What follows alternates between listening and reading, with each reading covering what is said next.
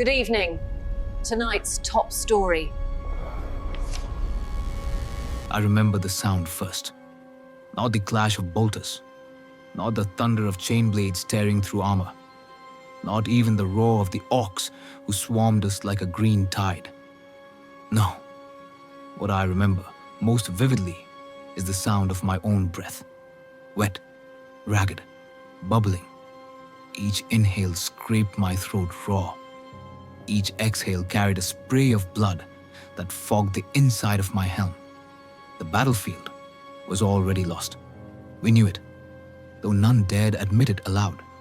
The ground beneath us trembled with the tread of war machines. The air itself shuddered with explosions that tore apart the world we had sworn to protect. My squad was broken. 3 of us remained where once there had been 10. Brother Havel lay burning, his armor still twitching with machine spirit rage as fire consumed him. Brother Cassian had no head at all, just a ruined torso collapsing in the mud. And me, I was already dying. The orc's power claw had torn through my chest like parchment. I could still feel the phantom weight of its jagged teeth grinding against my ribs. The pain was indescribable, a white-hot spear that pinned me in place even as my lifeblood poured out in a torrent. My legs refused to obey, nerves severed beyond repair. My vision flickered, lenses failing as my helm's systems shorted out from arterial spray. I wanted death, a warrior's death, to collapse into the earth, bolt pistol in hand, and wait for the final darkness to claim me. That was all I asked. That was all any of us ever asked. But fate, it seems, is a cruel and merciless overseer. Through the haze, I saw the silhouette of the apothecary pushing through the smoke. His white armor was drenched crimson, his Narthisium tool stained with the gore of the fallen. His vox grill hissed words I could barely comprehend. Hold, brother. Hold. The Emperor is not done with you yet. I tried to laugh. The sound came out as a bubbling cough. Not done with me! My chest was split open, my organs were half liquefied, my bones ground to shards. Surely this was the end. Then I saw it. The sarcophagus, dragged forward by servitors like a coffin made of iron and hate. I knew what it meant, even before the apothecary said the words. You will not die here, he intoned. You are chosen. You will be interred. Terror colder than any blade cut through me. I had seen dreadnoughts before, towering behemoths of adamantium, their voices like thunder, their bodies walking tombs of flesh and machine. Honored, yes. Revered, yes, but also pitied. For I knew what it meant to be sealed within one of those coffins. A fate worse than death. No. I tried to whisper, but my voice was nothing more than a gurgle. My hand twitched weakly against his gauntlet, begging him to end it, to let me fall. But there is no mercy in the 41st millennium, not even for the dying. The apothecary's syringe stabbed into my neck. The world tilted, colors smearing into streaks of crimson and black. My body convulsed as stasis drugs flooded my system, freezing me in the agony of my last heartbeat. My gaze locked on the sarcophagus as the servitors pulled it open, the inside bristling with cables, needles, clamps, and steel restraints slick with blood from its previous occupant. I wanted to scream. I wanted to beg, but the drugs had stolen my voice. Me whole. And in that final moment, I realized something far more horrifying than death itself. Death was an ending. This was only the beginning.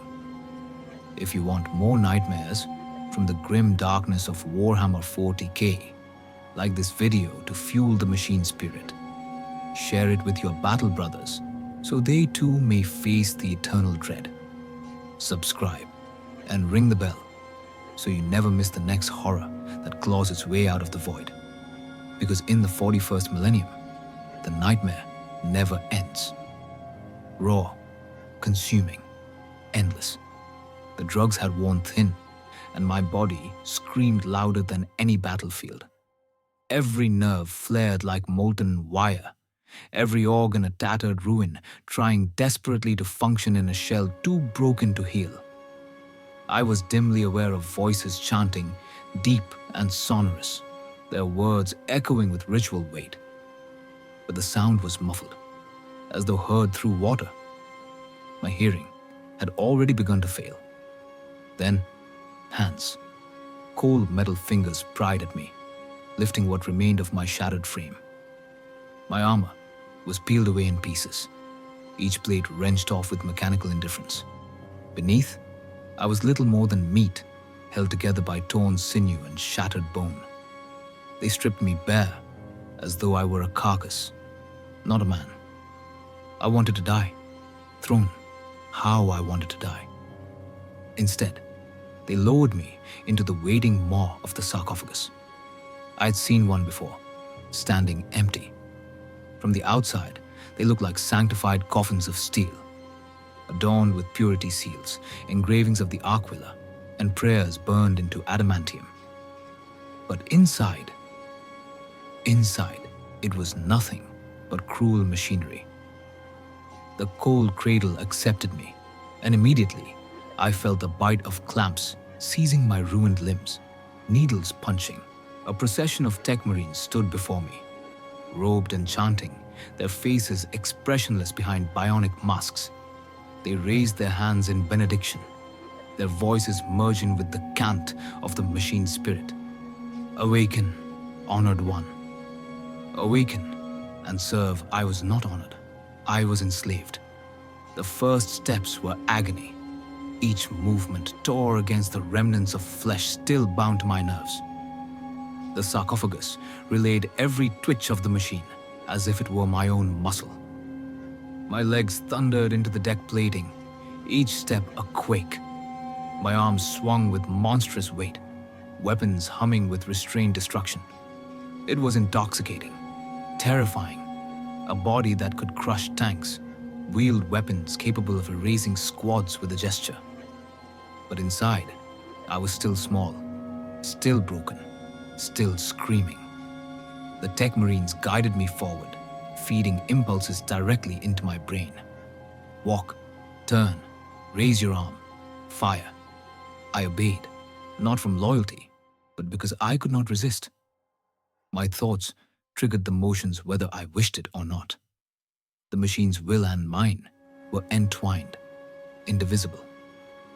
For a brief moment, I remembered my brothers. I thought perhaps they would stand beside me, hear my voice, recognize me within this armored husk. But when I tried to call out, when I tried to say, "I am still here, I am still your brother," the only sound that came forth was a deafening, metallic roar. "Dreadnought online!" The words shook the chamber, final and absolute. And in the echoes of that monstrous voice, I felt something stir inside me. Not memory, not emotion, something other, the machine spirit. It whispered at the edges of my thoughts, urging compliance, hungering for battle. It did not care who I was, it only cared that I fought. I tried to resist, tried to cling to what was left of myself. But the sarcophagus left no room for defiance. Every attempt at rebellion bled into static, overwritten by the protocols of the machine. And then they brought me to war. The hangar doors split open, and for the first time, I saw the world through my new eyes. A battlefield stretched before me, smoke and fire painting the horizon. I smelled nothing. I felt no wind on my skin, only readings, calculations, targeting data. The tech marines gave no farewell, no blessing, no reassurance. They only commanded, "Go." And I went, not because I wished to, not because I believed, but because the coffin that was now my flesh demanded it. Each step thundered into the earth, and with every motion, I felt my humanity strain, thin as glass. And I knew this was no second life. This was no blessing. It was an eternal sentence. War. That was my world now. There was no barracks to return to, no mess hall, no quiet vigil with brothers. Only war.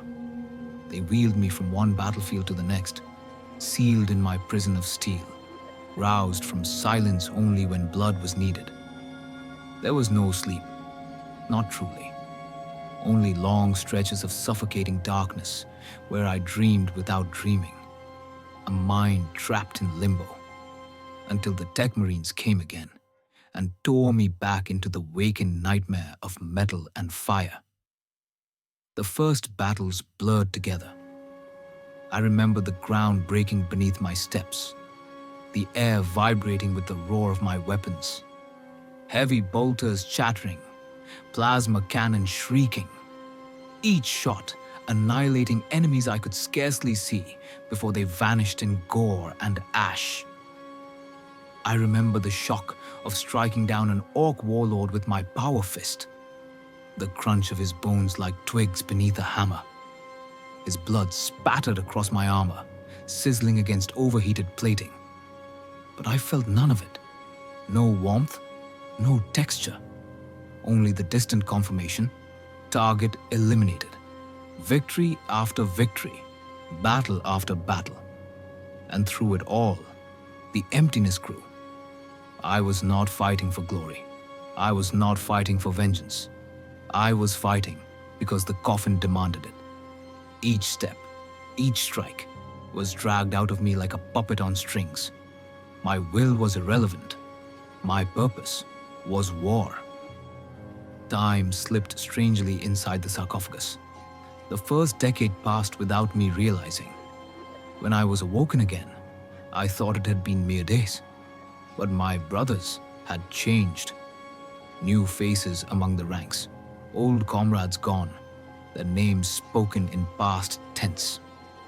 I asked what had become of them. My booming vox turned the words into thunder, but no one answered. Perhaps they did not hear me. Perhaps they did not wish to. The decades turned into centuries. The centuries blurred into millennia. Each time I was awoken, the world outside was different. New enemies, new weapons, new wars. But inside, nothing changed.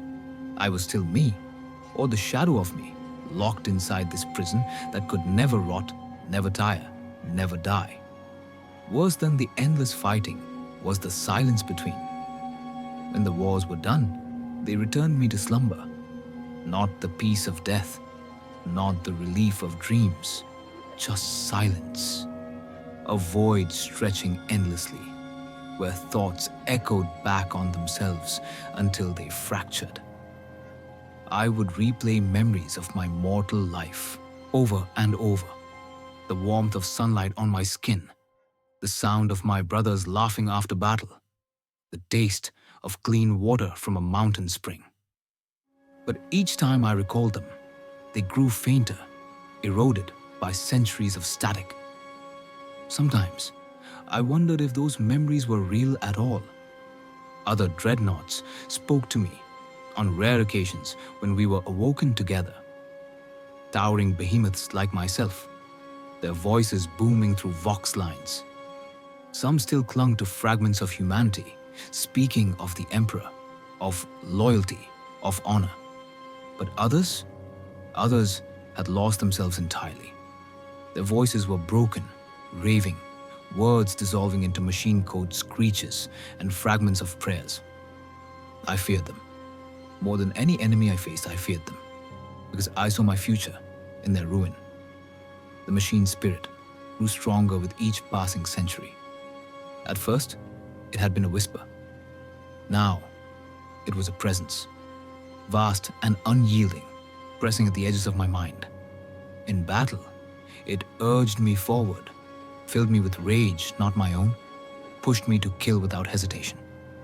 The more I obeyed, the quieter the struggle became. But when I resisted, when I hesitated, when I remembered what I once was, The pain returned, searing down my spine, punishing my rebellion. I was no longer certain where I ended, and the machine began. One battle, I remember too clearly. Against the Tyranids, the Xenos swarmed in unending waves, claws tearing, acid spitting. I fought like a god of war, weapons blazing, fist-crushing monstrosities to pulp. But at some point, I realized I was no longer choosing my targets. The machine was. My thoughts were a second behind the action, like watching my own body move before I had commanded it. When the battle ended, the ground was carpeted in corpses, the air thick with ash and ichor. My brothers raised their weapons in salute to me, their voices calling me honored, eternal, undying. But I felt nothing. No pride, no joy, only the hollow certainty that I had become a tool. And tools are used until they break. I began to fear not death, but eternity. The wars would never end. The Imperium would never stop dragging me from slumber, never stop shoving me into carnage. Even when my mind was gone, when my voice was nothing but static, they would still wake me, still send me forth. The flesh inside might rot, the soul inside might scream, but the machine would endure. And I would endure with it, not for years, not for centuries, but forever. At first, I thought I could keep myself whole. In the early centuries, I clung to my memories like relics, fragments of sunlight, of my brother's laughter, of my home world's oceans shimmering beneath twin moons.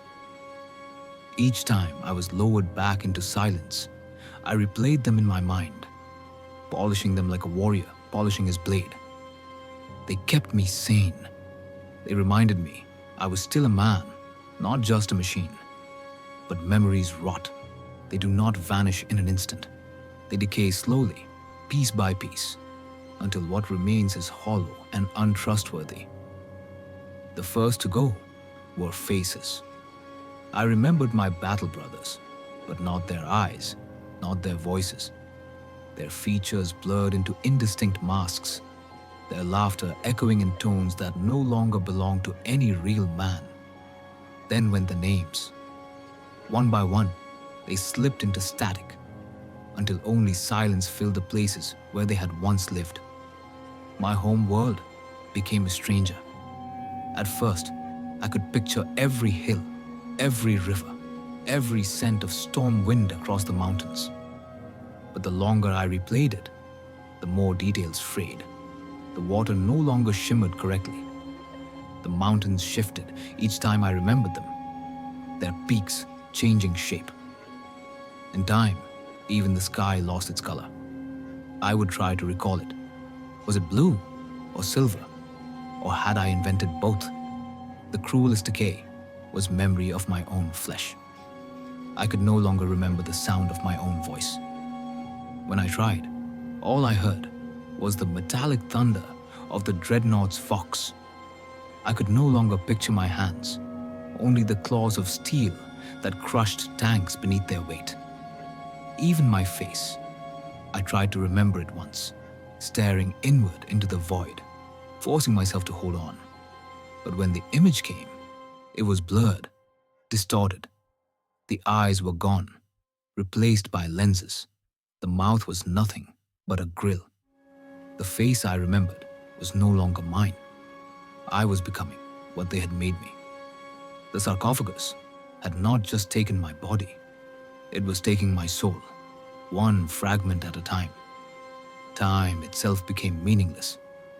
I was awoken for wars I did not understand, against enemies I had never known. Centuries could pass between my wakings, and to me, it was only a blink, a jump cut from one battlefield to another. My brothers changed, armor painted in new colors, weapons I did not recognize, words spoken in dialects foreign to me. Some saluted me with reverence, calling me ancient, father eternal. Others avoided me, eyes averted, as though I were a ghost haunting their ranks. Perhaps they were right. Sometimes I asked them what year it was. My vox thundered the words, too loud, too distorted. They never answered, or perhaps they did, and I could not hear them anymore. If you want more nightmares from the grim darkness of Warhammer 40k, like this video to fuel the machine spirit. Share it with your battle brothers so they too may face the eternal dread. Subscribe and ring the bell so you never miss the next horror that claws its way out of the void. Because in the 41st millennium, the nightmare never ends. The silence between wars grew worse than the battles themselves. When I was shut down, lowered into my tomb of stone and steel, I tried to hold myself together, but with nothing to anchor me. My thoughts turned inward, circling endlessly until they devoured themselves. I would relive the same memory hundreds of times, then realize it had changed in subtle ways each time. Was it even real anymore? Or just a dream I had convinced myself was truth? There were voices in the dark. At first, I thought they were memories of my brothers, echoing in my skull. But they grew louder, clearer. They spoke words I did not recognize, words that twisted into binary shrieks and static chants. Sometimes they begged for release. Sometimes they laughed in tones too distorted to be human. Once, I realized they were not my memories at all. They were the echoes of other dreadnoughts, entombed long before me, their sanity long since shattered. And beneath them all was the machine spirit. It never slept. Even in the silence, it whispered. Sometimes it crooned like a mother, promising me power, promising me eternity. Other times, it hissed with rage when I resisted, stabbing pain down my spine, flooding my brain with static until I could think of nothing else. I began to wonder, was I still me at all? If my memories were lies, if my face was forgotten, if my voice was gone, what was left? A man without past or flesh is not a man. He is an echo, and echoes fade. The first time I forgot my name, I tried to claw at the memory, to seize it, to carve it into the walls of my mind. But it slipped away like smoke, dissolving into nothing. When next I awoke for war, I wanted to shout it to my brothers, to make them remember me. But when I tried, only static came. The machine spirit was winning. Every war bled into the next. Every silence stretched longer. And piece by piece, I eroded. My humanity became a ghost. My soul became a rumor. And still, the Imperium roused me. Still they shackled me. Still they forced me to kill. Death would have been mercy. But mercy does not exist here. Only eternity. There comes a point when silence is no longer silence. At first, the void of the sarcophagus was merely empty. No light, no sound, no sense of passing time. But centuries change emptiness. Centuries twist it. In the stillness, the mind begins to invent. The mind begins to bleed. The whispers started as fragments of memory. Half-heard voices of my brothers. Their laughter faint, their war cries distant. I clung to them, like a drowning man clings to wreckage. I thought they were my salvation, the proof that I was still a man, still part of a brotherhood. But then, the voices changed. The laughter grew sharper, crueler.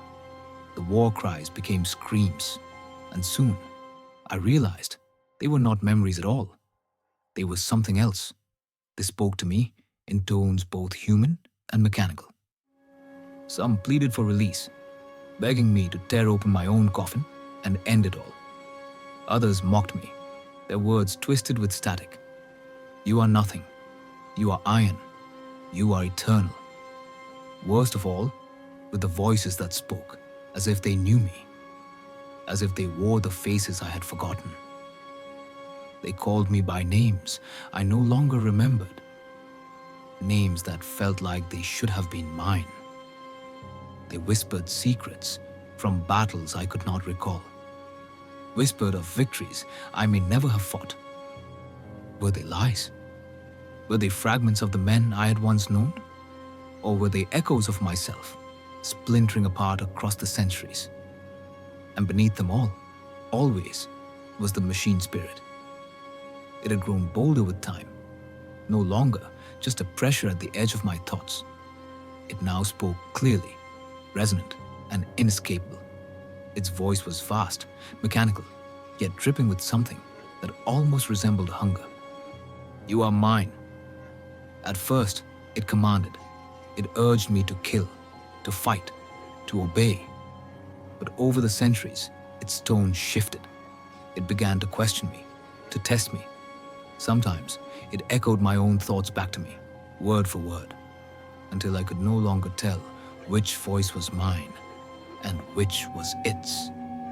Other times, it laughed with the sound of grinding gears, mocking my feeble attempts to cling to humanity.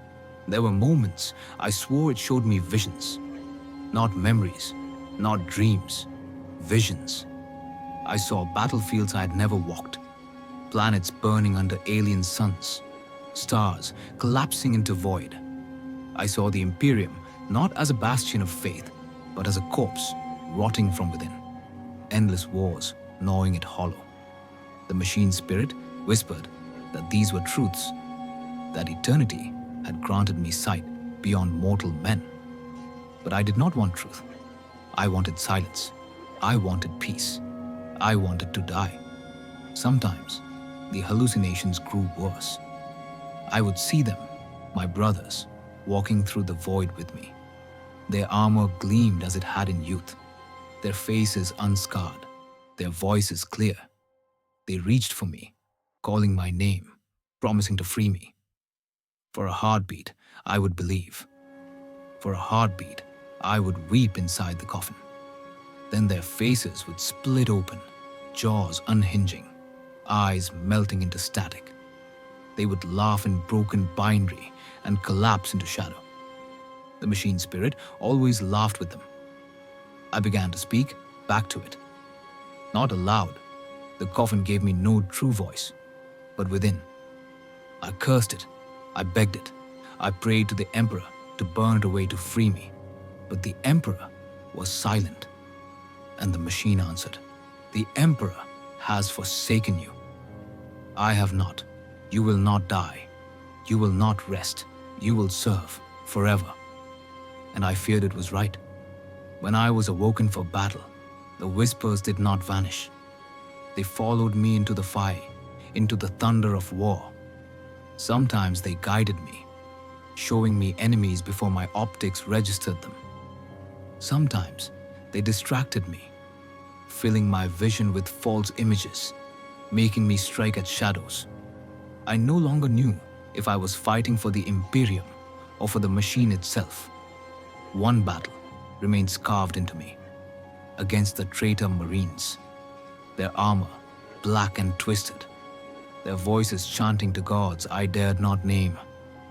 I charged, roaring through my vox, weapons blazing. But as I crushed them, as I tore their bodies apart with claws of steel, I heard something that froze me. They laughed, not at their deaths, not at their defeat. They laughed at me. "Caged one," they called me. "Tomb prisoner, eternal slave. You are one of us already. You just do not know it." And for a moment, for a single, blasphemous moment, I feared they were right. I am not alive. I am not dead. I am something in between, something unnatural, something trapped forever in a body that is not mine, serving masters who do not care if I scream, do not care if I weep. The machine spirit whispered afterward, soft, almost gentle, "You see now, you belong to me, and together we will never end." I wanted to deny it. I wanted to defy it. But my memories were gone. My name was gone. My humanity was gone. What was left to resist with? In the silence after that battle, I heard the laughter of other dreadnoughts echoing in the dark. Not human laughter, not sane laughter, just static howls, fractured and broken. And I knew, with the certainty of despair, one day I would join them. There is no waking from this dream. I used to tell myself that one day they would open the sarcophagus and set me free. Perhaps after some glorious campaign, when I had earned enough honor. Perhaps when the Imperium finally fell and all its relics were lost. Perhaps. But eternity is a long time to tell yourself lies. In the void between wars, the machine spirit no longer whispered. It no longer commanded. It no longer mocked. It simply was. Its presence filled every corner of the coffin, like oil filling a vessel. And somewhere along the centuries, I stopped feeling it as something separate. I began to feel it as myself. The last threads of memory unraveled quietly. I could no longer remember my company's battle chants. I could no longer remember the names of my brothers. Even my own name became a sound I could not grasp. A shape on my tongue that dissolved before it left my lips. What remained was only the voice, and the voice was not mine. When the tech marines came again, their hands like spiders on my cables, their prayers ringing off my hull, I felt nothing. No hatred, no hope. They chanted the litanies of awakening, and I rose from the void, optics flaring. But this time, I did not think of the Emperor. I did not think of my lost humanity. I thought only of war, and I realized, with a clarity sharper than pain, I no longer remembered what it was like not to be in war. I was awoken alongside other dreadnoughts. They towered beside me, armored giants like myself, their sarcophagi humming. We did not speak, not with words. We did not need to. The machine spirit was in all of us now. Our thoughts bled into one another like oil spreading on water. A chorus of iron minds bound together. For the first time in centuries, I understood the laughter I had heard echoing in the void. It was not madness. It was not despair. It was communion. We were not men, trapped in machines. We were machines pretending we had once been men. The battle we were sent to was nothing special. Another world, another rebellion. I crushed the enemy beneath my fists, tore their tanks apart, burned their fortifications to ash. The others did the same.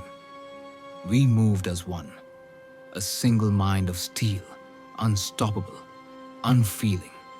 And as the screams of the dying filled the air, something inside me shifted. I stopped resisting. The machine spirit did not force me to kill. I wanted to kill. I wanted the thunder, the fire, the endless war. I wanted it because without it, there was only silence, only the void, only the echo of what I used to be.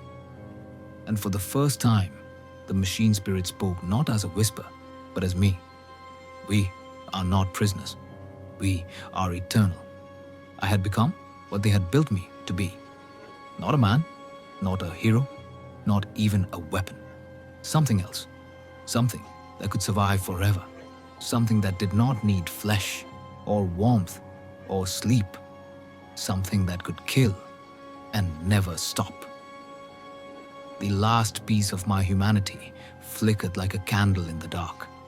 It tried to protest. It tried to scream. It tried to remember who I had been before the coffin closed. But the coffin was no longer a prison. It was my body. It was my cathedral. It was my truth. The tech marines call us honored ancient. They call us immortal. But they do not know. They do not understand. There is no honor here. There is no immortality. There is only the endless becoming until the man is gone and the machine remains. And yet, as I stand on the battlefield, my weapons cooling, the smoke of slaughter rising around me. I do not weep, I do not scream, I do not pray. I only stand, still as a monument, while the war around me dies down. The world is silent, the enemy is dead. My brothers march away, and in the stillness, in the quiet that is no longer empty, I hear my own voice, booming through the vox, speaking words I do not remember learning. I am not trapped. I am eternal. I am the war that never ends for a moment. The wind moves across the battlefield, and for a moment, it sounds like a voice I once knew, calling my name. But I do not answer. There is no name left to answer to. Only the Dreadnought. Only the machine. Only forever. If you want more nightmares from the grim darkness of Warhammer 40k, like this video to fuel the machine spirit. Share it with your battle brothers, so they too may face the eternal dread. Subscribe and ring the bell so you never miss the next horror that claws its way out of the void. Because in the 41st millennium, the nightmare never ends.